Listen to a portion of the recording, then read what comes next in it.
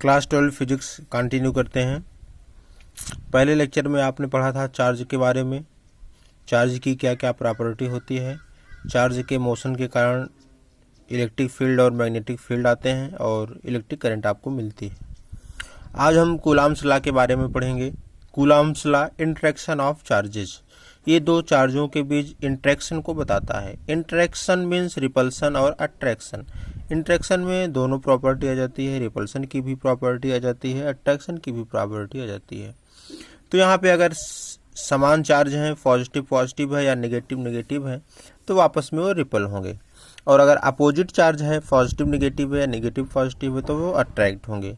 तो Coulomb's law in दो चार्जों के बीच जो इलेक्ट्रिकल फोर्स लगता है उसी को डिफाइन करता है। यानी कूलॉम्स लॉ दो चार्ज के बीच, दो आवेश के बीच इलेक्ट्रिकल फोर्स को बताता है। क्या बताता है? इलेक्ट्रिकल फोर्स को बताता है। तो यहाँ पे हमने दो चार्ज लिया है, एक चार्ज Q1 है, एक चार्ज Q2 है। यहाँ पे हमने दोनों पॉजिटिव चार्ज लिया है। जब दोनों पॉजिटिव चार्ज है तो फिर एक दूसरे को रिपल करेंगे, तो यहाँ पे जो फोर्स लगेगा वो रिपल्सिव फोर्स होगा। एक चार्ज आपका है प्लस Q1 और एक चार्ज है आपका प्लस Q2। दोनों स्मॉल r डिस्टेंस पर रखे गए हैं, और जो स्मॉल r डिस्टेंस होती है ये जो है line joining centre of two charge होता है। यानी जो सेंटर ऑफ चार्ज Q1 का है और जो सेंटर ऑफ चार्ज Q2 का है, उनके दोनों के बीच की डिस्टेंस स्मॉल r है। और जो इस पे फोर्स लगेगा, electrical force act along the line joining centre of two charges. तो यहाँ पे सबसे पहला रिलेशन मिला, F is directly proportional to Q1 Q2। F is directly proportional to Q1 Q2 या F is directly dependent to Q1 Q2। तो यहाँ पे आप देख रहे हैं कि जो इलेक्ट्रिकल फोर्स है ये दोनों चार्जों के मल्टीपल के डायरेक्टली प्रोपोर्शनल है। यानी इन चार्जों का अगर मैग्नीट्यूड बढ़ रहा है तो इलेक्ट्रिकल फोर्स भी आपका बढ़ेगा, और अगर मैग्नीट्यूड कम हो रहा है तो इलेक्ट्रिकल फोर्स भी आपका कम होगा। दूसरा रिलेशन है F is inversely proportional to 1/r²। यानी जो डिस्टेंस है दोनों चार्ज के बीच के उसके इन्वर्सली प्रोपोर्शनल है। यानी जैसे जैसे डिस्टेंस इंक्रीज होगी वैसे वैसे इलेक्ट्रिकल फोर्स आपका डिक्रीज होगा। जैसे जैसे A इंक्रीज होगा वैसे वैसे F डिक्रीज होगा, जैसे जैसे A डिक्रीज होगा वैसे वैसे F इंक्रीज होगा। यानी इन्वर्स रिलेशन है। इन्वर्स मीन्स होता है अपोजिट। अगर एक दो क्वांटिटी हैं, दोनों क्वांटिटी के में अगर इन्वर्स रिलेशन है तो एक क्वांटिटी बढ़ेगी तो दूसरी घटेगी, अगर एक घटेगी तो दूसरी बढ़ेगी। Inverse relation, opposite relation. जब हम इन दोनों रिलेशन को कंबाइन कर दिए, F is inversely proportional to 1/r² and F is directly proportional to Q1 Q2, तो हमें रिलेशन मिल गया F is equal to K Q1 Q2/r²। ये कांस्टेंट K आ गया, क्योंकि यहाँ पे प्रोपोर्शनलिटी साइन था, इसको रिमूव करने के लिए हमने एक कांस्टेंट जोड़ा K।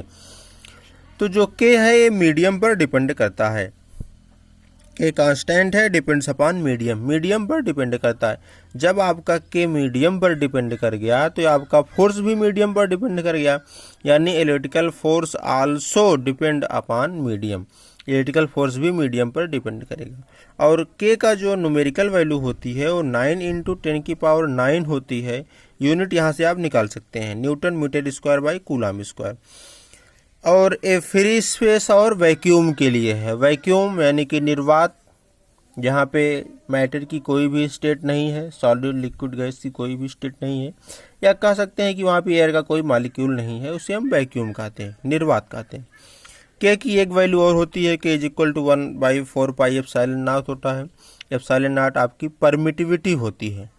और जो कूलॉम्स लॉ है ये पॉइंट चार्ज के लिए वैलिड है, चार्ज डिस्ट्रीब्यूशन पर नहीं वैलिड है, पॉइंट चार्ज के लिए वैलिड है। पॉइंट चार्ज का मतलब है, पॉइंट चार्ज ऐसे कह सकते हैं आप, मान लीजिए एक स्फीयर है बड़ा सा, आपके पास गेंद है बड़ी सी, अगर उसको आप काफ़ी दूर से देख रहे हैं, डिस्टेंस ज़्यादा हो गई तो एज आ पॉइंट चार्ज वो बिहेव करेगा।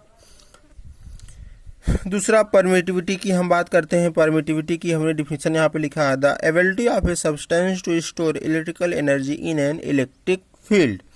यानी इलेक्ट्रिक फील्ड में कितनी इलेक्ट्रिकल एनर्जी स्टोर होगी वही उसकी परमिटिविटी कहलाएगी। या परमिटिविटी ऐसे भी कह सकते हैं कि number of electric line passing through medium. जो परमिटिविटी है मीडियम की प्रॉपर्टी है, अलग अलग मीडियम से अलग अलग इलेक्ट्रिकल लाइन होकर पास करेंगी। तो अलग अलग इलेक्ट्रिकल लाइन होकर पास कर रही है तो इसका मतलब उसकी परमिटिविटी भी ज़्यादा होगी। यहाँ पर अलग अलग इलेक्ट्रिक लाइंस का मतलब है अमाउंट ऑफ इलेक्ट्रिक लाइन, जितनी इलेक्ट्रिक लाइंस पास कर रही हैं उस मटेरियल से वही उसकी परमिटिविटी कहलाती है। लेकिन अगर स्टैंडर्ड डेफिनेशन की बात करेंगे तो the ability of a substance to store electrical energy in an electric field, electric field होगा तभी तो इलेक्ट्रिक लाइंस निकलेंगी, यानी इलेक्ट्रिक लाइंस के कारण ही इलेक्ट्रिक फील्ड बन रही हैं। और जो इलेक्ट्रिक फील्ड बन रही है वो किसी मटेरियल को परमिट करेगी, क्या करेगी, परमिट करेगी, और वो इलेक्ट्रिकल एनर्जी के रूप में स्टोर होगी, तो इसे हम परमिटिविटी कहेंगे। दूसरी चीज जो कूलॉम्स लॉ है इनवर्स स्क्वायर लॉ है, inverse square law, inverse square का लॉ मतलब है F is inversely proportional to square of distance between them, F is inversely proportional to square of distance between them, या F is inversely proportional to 1/r square. तो जितने भी फार्मूले 1/r square के term में हैं वे सभी इनवर्स स्क्वायर लॉ हैं। कूलॉम लॉ भी आपका इनवर्स स्क्वायर लॉ हो गया, ग्रेविटेशनल लॉ भी इनवर्स स्क्वायर लॉ भी हो गया, और भी जो लॉ हैं जहाँ पर 1/r स्क्वायर इनवर्सली प्रोपोर्शनल में है तो सभी इनवर्स स्क्वायर लॉ हो गए। अगर हम दोनों के बीच में ग्राफ बनाएं, स्मॉल आर क्या है, सेपरेशन बिटवीन टू चार्जेस, दो चार्जों के बीच की दूरी है स्मॉल आर, और कैपिटल एफ क्या है, इलेक्ट्रिकल फोर्स। अगर आप इन दोनों के बीच ग्राफ प्लॉट करेंगे तो इनवर्सली प्रोपोर्शनल का ग्राफ मिलेगा। इनवर्सली प्रोपोर्शनल का ग्राफ मिलने का मतलब है अगर आर को आप इंक्रीज करेंगे तो इलेक्ट्रिकल फोर्स आपकी डिक्रीज होगी, और अगर आर को आप डिक्रीज करेंगे तो इलेक्ट्रिकल फोर्स आपकी इंक्रीज होगी। चेक कर लीजिए, यहाँ पर आर भी जीरो है और एफ भी जीरो है, यानी डिस्टेंस और इलेक्ट्रिकल फोर्स दोनों यहाँ पे जीरो जीरो है। यहाँ पे जैसे ही आप आर की तरफ बढ़ रहे हैं, यहाँ मान लीजिए आपने लिया 0.1, तो हम मान सकते हैं लगभग ये 10 के आसपास मिल रहा है, 10 के आसपास। फिर यहाँ पे आपने लिया 2 तो लगभग 9 के आसपास मिला, फिर आपने लिया 3 फिर ये 8 के आसपास मिला, फिर आपने लिया 4 फिर 7 के आसपास मिला। यानी जैसे जैसे आर पर आप बढ़ रहे हैं वैसे वैसे अब क्या हो रहा है, कम हो रहा है, इसलिए इन्वर्सली प्रोपोर्शनल का ग्राफ है। तो अगर आर को आप डबल कर देंगे, आर को डबल करने का मतलब यहाँ पे 2r कर देंगे तो 2r का स्क्वायर है तो क्या हो जाएगा 4r स्क्वायर। तो जो रिजल्टेंट अब इलेक्ट्रिकल फोर्स आएगी वो इनिशियल का 1/4 होगा, तो F dash equal to F/4। अगर r को आप 1/2 कर देंगे, यहाँ पे r/2 का स्क्वायर करेंगे तो r²/4 आएगा, 4 ऊपर चला जाएगा, तो जो रिजल्टेंट इलेक्ट्रिकल फोर्स आएगा वो इनिशियल का 4th टाइम होगा। अब यहाँ पे हम कूलॉम लॉ को वेक्टर फॉर्म में दिखाते हैं। वेक्टर फॉर्म में दिखाने के लिए वही दो चार्ज हमने लिया है, एक +Q1 दूसरा +Q2।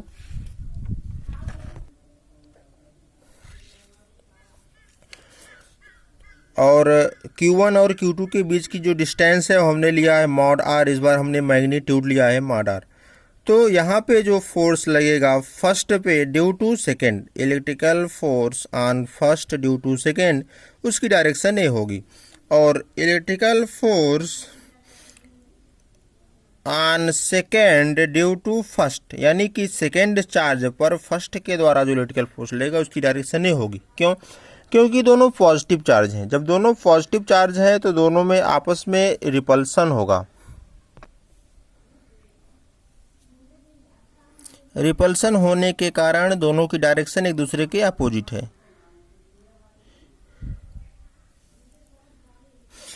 अब यहाँ पे अगर इसका हम डायरेक्शन लें तो इसका डायरेक्शन हो जाएगा R1 minus R2, final minus initial, क्योंकि हम इस डायरेक्शन में जा रहे हैं तो ए इनिशियल हो गया, ए फाइनल हो गया, तो R1 आपका क्या हो गया फाइनल, R2 आपका इनिशियल हो गया, यानी F12 की डायरेक्शन हो गई vector R1 minus vector R2, क्योंकि यहाँ पे हम वेक्टर फॉर्म में लिख रहे हैं। और अगर Q2 की डायरेक्शन की हम बात करें तो इस तरफ जा रहे हैं, तो ये आपका क्या हो गया फाइनल 2 हो गया, यानी R2, इनिशियल क्या हो गया आपका R1, यानी R2 minus R1, R2 minus R1 vector की डायरेक्शन F21 की डायरेक्शन होगी, और R1 माइनस R2 वेक्टर की डायरेक्शन F12 की डायरेक्शन होगी। तो यहाँ पे हम F12 की वैल्यू निकालेंगे। F12 is equal to K Q1 by mod R square, और एक डायरेक्शन भी हमको चाहिए जिसको आप n कैप कहते हैं। तो वही डायरेक्शन आपका है R1 vector minus R2 vector का कैप, और आपको पता है A cap is equal to vector A by mod A, unit vector n cap is equal to vector n by mod n। तो इस फार्मूले से A कैप के स्थान पे हमने vector A by mod A रख दिया, यानी F12 बराबर K Q1 by mod R square, और R1 माइनस R2 कैप के स्थान पे हमने क्या रखा, वेक्टर A बाई मॉड, यानी R1 माइनस R2 का vector divided by mod R1 minus R2। अब मॉड R को हमने मॉड R1 माइनस R2 मान लिया, तो F12 बराबर K Q1 by mod R1 vector minus R2 vector का क्यूब, और यहाँ पे डायरेक्शन मिल गया R1 vector minus R2 vector. इसी तरीके से आप F21 भी निकाल सकते हैं। Similarly F21 is equal to K Q1 by divided by mod R2 vector minus R1 vector का क्यूब, ब्रैकेट में R2 vector minus R1 vector. यहाँ पे देख रहे हैं A R1 vector minus R2 vector है, और R1 vector minus R2 vector का होल क्यूब है। वैसे भी जो यहाँ पे ला मिलेगा F is equal to K Q1 by R square है, R square inverse square law, यहाँ पे पावर 3 है, तो यहाँ पे एक डायरेक्शन भी तो है R1 माइनस R2, यानी यहाँ पे पावर 2 ही आपको रिजल्टेंट में मिलेगा। अब यहाँ पे हम इलेक्ट्रिकल फोर्स और ग्रेविटेशनल फोर्स में डिफरेंस देखेंगे। तो पहले हम यहाँ पे डिफरेंस देखेंगे। पहला डिफरेंस फार्मूले में है, electrical force is equal to K Q1 by R square, gravitational force is equal to G M1 M2 by R square. Electrical force क्या है, दो चार्ज हैं, एक दूसरे से r दूरी पर रखे गए हैं, तो उनके बीच जो इलेक्ट्रिकल फोर्स होगा Fe is equal to K Q1 by R square होगा। कि यहाँ पे कांस्टेंट है, क्योंकि यहाँ पे प्रोपोर्शनलिटी साइन था, उसको हमने रिमूव किया। और जो ग्रेविटेशनल फोर्स होगा Fg is equal to capital G M1 M2 by R square. दो द्रव्यमान हैं M1 M2 के, स्मॉल r दूरी पर रखे गए हैं, और उनके बीच अगर हम देखें ग्रेविटेशनल फोर्स, तो Fg is equal to G M1 M2 by R square. Capital G यहाँ पे कांस्टेंट है, कैपिटल K यहाँ पे कांस्टेंट है। हाँ, K की वैल्यू होती है 9 × 10⁹ newton metre square by coulomb square, और कैपिटल G की वैल्यू होती है 6.67 × 10⁻11 newton metre square by kilogram square. तो पहले सिमिलरली हम देखें, सिमिलरिटीज अगर आप देखेंगे तो ए भी इनवर्स स्क्वायर ला है, ए भी इनवर्स स्क्वायर ला है, 1 बाई आर स्क्वायर इसमें भी है, 1 बाई आर स्क्वायर इसमें भी है। तो ये क्या हो गया सिमिलरली में, पहला इनवर्स स्क्वायर ला। दूसरा, act along line joining centre, ए भी चार्ज के सेंटर पर काम करता है, ए मास के सेंटर पर काम करता है। तो दोनों क्या हैं, लाइन ज्वाइनिंग सेंटर, यानी लाइन ज्वाइनिंग सेंटर पर दोनों फोर्स वर्क करते हैं, चाहे इलेक्ट्रिकल हो चाहे ग्रेविटेशनल हो। उसके बाद हम डिफरेंस की बात करें, तो डिफरेंस में जैसा कि आपको पता है कि अब ये जो इलेक्ट्रिकल फोर्स होगा ये चार्ज पर डिपेंड करेगा कि ये अट्रैक्शन की प्रॉपर्टी दिखाएगा कि रिपल्सन की प्रॉपर्टी दिखाएगा। वो चार्ज के टाइप पर डिपेंड करेगा कि चार्ज आपका पॉजिटिव है कि चार्ज आपका नेगेटिव है। तो electrical force repulsive as well as attractive दोनों हो सकता है, वो चार्ज पर डिपेंड करेगा कि वो अट्रैक्शन की प्रॉपर्टी दिखाएगा कि रिपल्सन की प्रॉपर्टी दिखाएगा। और जो ग्रेविटेशनल फोर्स है ऑलवेज अट्रैक्शन की प्रॉपर्टी दिखाता है। दूसरा, जो ग्रेविटेशनल फोर्स है मीडियम पर डिपेंड नहीं करता, इंडिपेंडेंट ऑफ मीडियम है, कोई भी मीडियम हो बीच में ग्रेविटेशनल फोर्स डिपेंड नहीं करता, लेकिन इलेक्ट्रिकल फोर्स डिपेंड करता है मीडियम पर। मीडियम जैसा रहेगा इलेक्ट्रिकल फोर्स की वैल्यू भी वैसे चेंज हो जाएगी। Electrical force depends upon medium. Value देखें अगर तो K की वैल्यू है 9 × 10⁹ newton metre square by coulomb square, और कैपिटल G की वैल्यू है 6.67 × 10⁻11 newton metre square by kilogram square. अब यहाँ पे हम एक क्वेश्चन लिए हैं, find the ratio of electric force to gravitational force for 2 electrons placed at some distance apart in air. दो इलेक्ट्रॉन में इलेक्ट्रिकल फोर्स और ग्रेविटेशनल फोर्स की वैल्यू आपको बताना है। तो जैसा कि आपको पता है कि इलेक्ट्रॉन पर चार्ज कितना होता है 1.6 × 10⁻19 कूलम, और इलेक्ट्रॉन का मास कितना होता है 9.1 × 10⁻31 किलोग्राम, और K की वैल्यू क्या होती है 9 × 10⁹, कैपिटल G की वैल्यू क्या होती है 6.67 × 10⁻11 यूनिट हमने यहाँ पे लिखा है। अब इसके हम सॉल्यूशन की बात करते हैं। क्योंकि दो इलेक्ट्रॉन है सेम है और इनका मास भी सेम होगा, तो इलेक्ट्रिकल फोर्स हमने निकाल लिया F is equal to K Q1 Q2 by R square, और ग्रेविटेशनल फोर्स इनके बीच हमने निकाल लिया F G is equal to capital G M1 M2 by R square.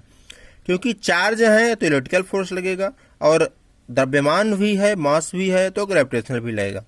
तो दोनों का हम रेशियो निकाल लेंगे। जब दोनों का रेशियो निकाल लेंगे तो आर स्क्वायर से आर स्क्वायर कैंसिल आउट हो जाएगा, के Q1 Q2 by G M1 M2 यहाँ पे बचेगा। क्योंकि दोनों चार्ज सेम है तो यहाँ पे हो गया के Q स्क्वायर, और दोनों का द्रव्यमान भी सेम है तो यहाँ हो गया G M का square. F E by F G is equal to, अब वैल्यू आप रख दीजिए। के की वैल्यू कितना है 9 इंटू 10 की पावर 9 इंटू चार्ज कितना है इलेक्ट्रॉन पर 1.6 इंटू 10 की पावर माइनस 19 का स्क्वायर, यहाँ पे Q का स्क्वायर है। कैपिटल जी की वैल्यू कितना है 6.67 इंटू 10 की पावर माइनस 11 इंटू द्रव्यमान कितना है इलेक्ट्रॉन का 9.1 इंटू 10 की पावर माइनस 31 का स्क्वायर। जब इसको आप सॉल्व करेंगे तो नियरली 10 की पावर 42 बचेगा। यानी इलेक्ट्रिकल फोर्स और ग्रेविटेशनल फोर्स में रेशियो कितना है 10 की पावर 42 का। तो यहाँ पे 1 मान के क्रॉस मल्टीप्लाई कर लेंगे तो F E electrical force equal to 10 की पावर 42 ऑफ ग्रेविटेशनल फोर्स। यानी इलेक्ट्रिकल फोर्स जो है वो 10 की पावर लगभग 42 अमाउंट्स ज़्यादा है, इतने टाइम्स ग्रेटर है। यानी एफ इज इक्वल टू 10 की power 42 times greater than F G gravitational force. यानी इलेक्ट्रिकल फोर्स ग्रेविटेशनल फोर्स से बहुत ज़्यादा है कंपेयर में, 10 की पावर 42 लगभग। तो आज का लेक्चर यहीं पे हम समाप्त करते हैं, फिर नेक्स्ट वीडियो में कंटिन्यू करेंगे। धन्यवाद।